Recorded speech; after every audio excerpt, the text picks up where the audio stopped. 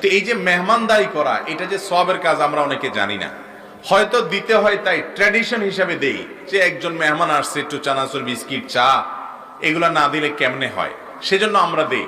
কিন্তু আমরা জানি না যে একজন মেহমানের সামনে আমি যাই পেশ করব, এটার বিনিময়ে আমার আমলনামাতে আল্লাহ তাআলা সওয়াব লিখবেন। সাধারণ দানের সওয়াব না, মেহমানের মেহমানদারির সওয়াব আলাদা। আর আত্মীয় স্বজনের সাথে সুসম্পর্ক বজায় রাখার পাশাপাশি প্রতিবেশী যারা আছেন তাদের হক অনেক বেশি।